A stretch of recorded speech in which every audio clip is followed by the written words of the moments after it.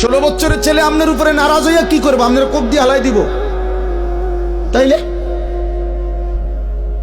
16 বছরের এই নাফরমান রাগ করলে করবে এটা কি? ও বাড়ির থেকে বাইরে যাবে, তোরে বের করে দেন, যা বেটা নাফরমান বেটা।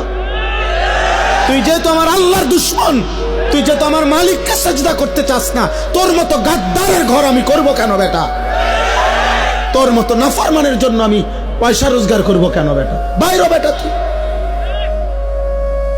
আপনি দেখেন না ও বাইরে কি হইছে? আপনি মরে যাবেন ঠিক মতো। শেষ বয়সে 3 বেলা খানা পাইলে কেউ মরে না। কথা বলে না কেন? ঠিক মতো ভাত খাইলে বুড়া মানুষ মরে না। বিল্ডিং হইলে আর বুড়া মানুষ মরে না।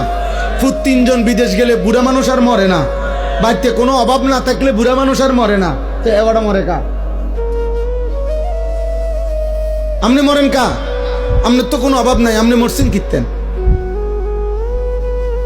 আপনার না 3 ফুট বিদেশ, আপনি কা মরলেন? অতএব সাফ সাফ খুব বেশি পেরেশানি আমাদের। আপনাদেরকে কষ্ট দিচ্ছি, বসায় রাখছি। আমার বাবা পেরেশানিটা বেশি।